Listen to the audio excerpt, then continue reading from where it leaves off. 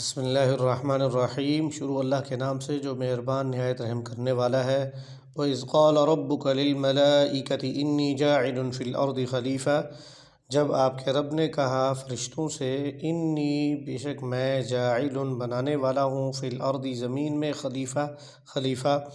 قالوا اتجعل فیہا من یفسد فیہا، کہنے لگے یعنی فرشتے کہنے لگے اتجعل فیہا تو بنائے گا اس میں من یفسد فیہا اسے جو کہ فساد کرے گا اس میں یعنی زمین میں، ویسفک الدماء اور خون بہائے گا، ونحن نسبح بحمدک ونقدس لک ہم آپ کی تسبیح تحمید اور تقدیس کو بیان کرنے والے ہیں، کر رہے ہیں۔ قال انی اعلم ما لا تعلمون، کہا اللہ تعالیٰ نے بے شک میں جانتا ہوں ما لا تعلمون جو تم نہیں جانتے۔ وعلم آدم الأسماء كلها ثم عرضهم على الملائكة فقال أنبئوني بأسماء هؤلاء إن كنتم صادقين۔ وعلم اور تعلیم دے دیا، سکھلا دیا آدم الاسماء كلها آدم علیہ السلام کو تمام اسماء تمام نام، ثم عرضهم پھر ان پر ثم عرضهم على الملائكة پھر انہیں فرشتوں پر پیش کیے گیا۔ فقال انبئونی باسماء هؤلاء ان کنتم صادقین، اور کہا گیا فرشتوں سے کہ بتلاؤ وہ نام بتائیں، ان ناموں کے بارے میں خبر دیجئے تو وہ اگر تم سچوں میں سے ہو۔ قالوا سبحانك لا علم لنا الا ما علمتنا انك انت العلیم الحکیم، تو انہوں نے یعنی فرشتوں نے کہا اللہ تعالیٰ سے کہ نقص سے پاک، عیب سے کمی سے پاک تو آپ کی ہی ذات ہے، ہمیں علم نہیں ہے مگر وہی جو آپ نے ہمیں بتلایا، سکھلایا، جتلایا۔ انک انت العلیم الحکیم، اور بے شک تو ہی جاننے والا اور حکمت والا ہے۔ قال یا آدم انبئہم باسمائہم، پھر آدم علیہ السلام سے کہا گیا کہ ان کو نام بتا دیجئے۔ فلما انبأهم باسمائہم، پس جب آدم علیہ السلام نے ان کو نام بتا دیے، قال الم اقل لکم، کہا اللہ تعالیٰ نے کہ میں نے کہا نہیں تھا تمہیں، انی اعلم غیب السماوات والارض کہ میں جانتا ہوں جو کچھ زمین اور آسمان میں پوشیدہ ہے، واعلم ما تبدون وما کنتم تکتمون، اور میں وہ بھی جانتا ہوں جو تم ظاہر کرتے ہو اور جسے تم چھپاتے ہو۔ وَإِذْ قُلْنَا لِلْمَلَائِكَةِ اسْجُدُوا لِآدَمَ فَسَجَدُوا إِلَّا إِبْلِيسَ، اور جب فرشتوں سے کہا گیا کہ سجدہ کرو آدم کو تو سب نے سجدہ کیا سوائے ابلیس کے، ابا واستکبر کہ اس نے انکار کیا، مجتنب رہا، تکبر اور اپنا تکبر اختیار کر لیا، وَكَانَ مِنَ الْكَافِرِينَ اور وہ نافرمانوں میں سے، سرکشی کرنے والوں میں سے تھا۔ وَقُلْنَا يَا آدَمُ اسْكُنْ أَنْتَ وَزَوْجُكَ الْجَنَّةَ، اور کہا ہم نے آدم سے کہ تم اور تمہاری بیوی رہو جنت میں، وَكُلَا مِنْهَا رَغَدًا حَيْثُ شِئْتُمَا، اور اس جنت میں سے جہاں چاہیں جو چاہیں کھا لیں، نوش کر لیں، تناول فرمائیں، وَلَا تَقْرَبَا اور نہ قریب جائیں، هَذِهِ الشَّجَرَةَ اس درخت کے، فَتَكُونَا مِنَ الظَّالِمِينَ بصورت دیگر تم ظالموں میں سے ہو جاؤ گے۔ فَأَزَلَّهُمَا الشَّيْطَانُ عَنْهَا فَأَخْرَجَهُمَا مِمَّا كَانَا فِيهِ، اور پھسلا دیا، بھٹکا دیا شیطان نے ان دونوں کو جس میں وہ موجود تھے، یعنی جنت میں موجود تھے، وہاں اس نے ان کو پھسلا دیا۔ وَقُلْنَا اهْبِطُوا بَعْضُكُمْ لِبَعْضٍ عَدُوٌّ، اور پھر اللہ تعالیٰ نے فرمایا کہ ہم نے کہا کہ چلے جاؤ، اتر جاؤ یہاں سے، اپنا یعنی جنت سے نکل جائیں، اور بعضکم لبعض عدو، اور تم دونوں اور تم میں سے بعض دوسروں کے یعنی تم ایک دوسرے کے دشمن ہو۔ وَلَكُمْ فِي الْأَرْضِ مُسْتَقَرٌّ وَمَتَاعٌ إِلَىٰ حِينٍ، اور ایک وقت مقرر تک تمہارے لیے دنیا کی زندگی کے اندر نفع اٹھانے کا موقع مقرر ہے، وقت آپ کو دیا جا رہا ہے۔ فَتَلَقَّىٰ آدَمُ مِن رَّبِّهِ كَلِمَاتٍ فَتَابَ عَلَيْهِ، بس آدم علیہ السلام نے سیکھ لیے اللہ تعالیٰ سے، اپنے رب سے وہ کلمات، اور پھر انہوں نے توبہ کر لی۔ إِنَّهُ هُوَ التَّوَّابُ الرَّحِيمُ، بے شک اللہ تعالیٰ توبہ قبول کرنے والا اور رحم فرمانے والا ہے۔ قلنا اہبطوا منہا جمیعا، اور کہا ہم نے اتر جاؤ سب کے سب، فإما یأتینکم منی ھدی فمن تبع ھدای فلا خوف علیہم ولا ھم یحزنون، پس جب تمہارے پاس میری طرف سے ہدایت آئے اور جو کوئی ہدایت کی پیروی کر لے، ہدایت پر عمل کر لے، ہدایت کو اختیار کر لے، پھر ایسے شخص کے لیے فلا خوف علیہم ولا ھم یحزنون، نہ کوئی خوف ہوگا اور نہ ہی کوئی غم ہوگا۔ والذین کفروا وکذبوا بآیاتنا اولئک اصحاب النار ھم فیہا خالدون، اور وہ لوگ جنہوں نے کفر کیا اور ہماری نشانیوں کو، آیات کو جھٹلایا، یہی وہ لوگ ہیں جو کہ آگ والے لوگ ہیں، اور ہم فیہا خالدون، اور اس میں ہمیشہ ہمیش رہیں گے۔ سورہ البقرہ کے اس چوتھے رکوع کے اندر اللہ تبارک و تعالی رب العزت نے انسان کی خلافت کا تذکرہ فرمایا ہے۔ خلیفہ کا مطلب اور معنی یہ ہے کہ وہ انسان اللہ تعالیٰ کا نائب ہے، یعنی حاکم مطلق اور اصل جو ہے مالک کل اور مالک الملک وہ اللہ تعالیٰ کی ذات ہے۔ انسان کو ایک وقت مقرر تک دنیا کی زندگی کے اندر سروائیو کرنے کے لیے اس کو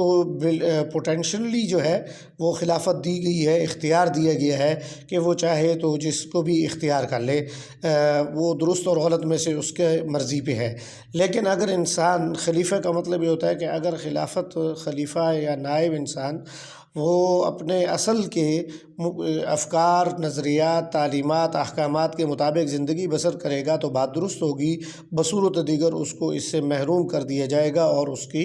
گرفت بھی کی جائے گی۔ چنانچہ یہی معاملہ انسان کے ساتھ بھی ہے۔ خلافت کا حقدار وہی شخص ہے جو اللہ تبارک و تعالی رب العزت کو اپنا خالق، مالک، رازق اور معبود مطلق جو ہے سمجھتا ہے، وہی انسان خلافت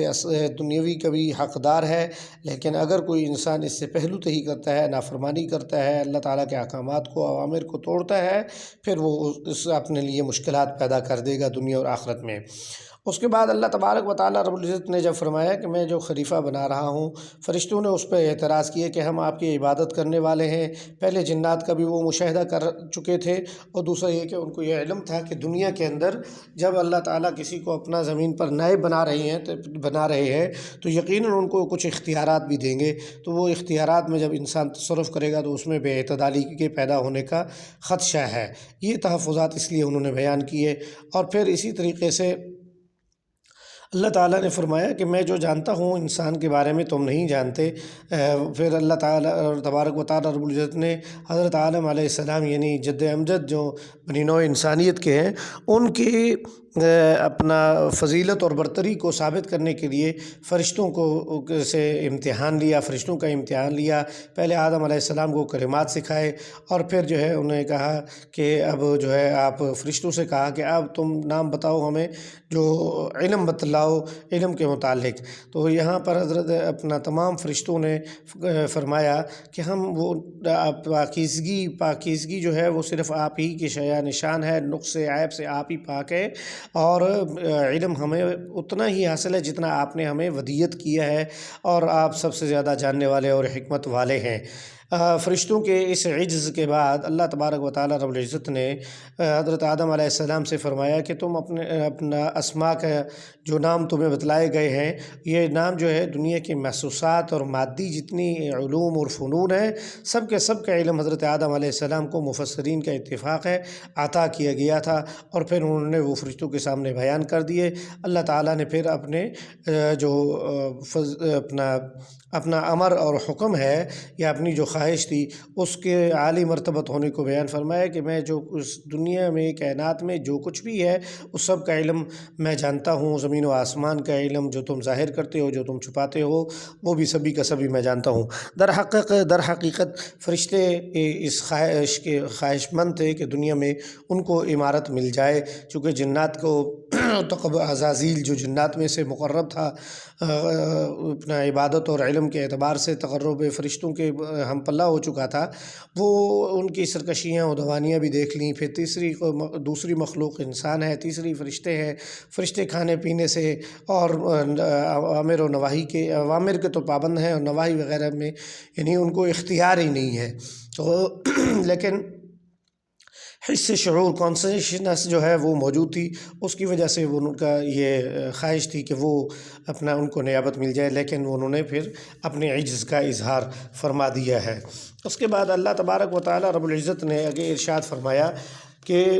وَإِذْ قُلْنَا لِلْمَلَائِكَةِ اسْجُدُوا لِآدَمَ فَسَجَدُوا إِلَّا إِبْلِيسَ، جب آدم علیہ السلام کے سامنے فرشتوں سے کہا گیا کہ سجدہ کرو، سب فرشتوں نے سجدہ کیا سوائے ابلیس کے، اس نے تکبر کیا اور وہ انکاری ہو گیا اور وہ کافروں میں سے تھا۔ پھر اللہ تعالیٰ نے حضرت آدم علیہ السلام سے فرمایا کہ تم اور تمہاری بیوی جنت میں رہو، جہاں کہیں جو چاہے من چاہے اپنا جنت سے کھا پی لے، لیکن اس درخت کے قریب نہیں جانا، فتکون من الظالمین، اگر چلے گئے تو پھر خدشہ ہے کہ ظالموں میں سے نہ ہو جائے۔ یہ درخت کون سا ہے، اس کی نشاندہی اللہ تعالیٰ نے نہیں فرمائی ہے، اشارہ فرمایا ہے۔ فَأَزَلَّهُمَا الشَّيْطَانُ عَنْهَا فَأَخْرَجَهُمَا مِمَّا كَانَا فِيهِ، اور پھر اللہ تبارک و تعالیٰ رب العزت نے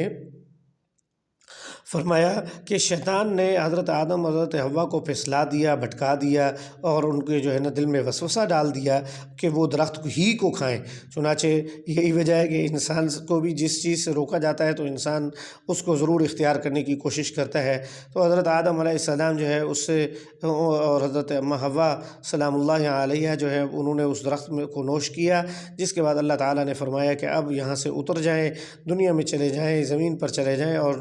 تمہاری قوم ایک دوسری قوم، تم ایک دوسرے کے یعنی نسل، تمہاری نسل اور دوسری نسل کے ساتھ باہم دشمن ہوں گے، اور ایک وقت مقرر تک دنیا میں فائدہ اٹھانے کی اجازت دے دی اللہ تعالیٰ نے۔ پھر حضرت آدم علیہ السلام کو وہ کلمات سکھا دیے جن کے ذریعے سے توبہ قبول ہوئی ان کی، اس کا ذکر فرمایا کہ وہ سورہ الاعراف کے اندر کلمات موجود ہیں۔ ربنا ظلمنا انفسنا وان لم تغفر لنا وترحمنا لنکونن من الخاسرین، اے ہمارے رب، ہم نے اپنی جانوں پر ظلم کیا اور اگر تو نے ہمیں نہ بخشا، ہم پر رحم نہ فرمایا تو ہم ضرور خسارہ پانے والوں میں سے ہو جائیں گے۔ یہی وجہ ہے کہ حضور صلی اللہ علیہ وسلم نے ارشاد فرمایا کہ کل بنی آدم خطاء وخیر الخطائین التوابون، ہر بنی آدم، ہر انسان خطا کا پتلا ہے، اس سے غلطی کا احتمال ہے، بہتر غلطی کرنے والا وہ ہے جو غلطی کے بعد توبہ طائب ہو جائے۔ پھر فرمایا اللہ تعالیٰ نے کہ قُلْ نَهْبِطُوا مِنْهَا جَمِيعًا فَإِمَّا يَأْتِيَنَّكُم مِّنِّي هُدًى فَمَن تَبِعَ هُدَايَ فَلَا خَوْفٌ عَلَيْهِمْ وَلَا هُمْ يَحْزَنُونَ،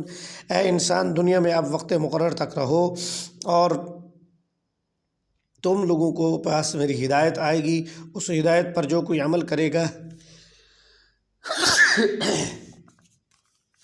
اس ہدایت کے اوپر جو کوئی عمل کرے گا تو وہی جو ہے اس کو کوئی قیامت کے دن کا کوئی ڈر خوف لاحق نہیں ہوگا، لیکن جو لوگ جھٹلائیں گے، انکار کریں گے ہماری نشانیوں کا، تو وہ اہل نار ہوں گے اور وہ اس میں ہمیشہ ہمیشہ رہیں گے۔ اللہ تبارک و تعالیٰ رب العزت قرآن و سنت پر عمل کرنے کی توفیق عطا فرمائے،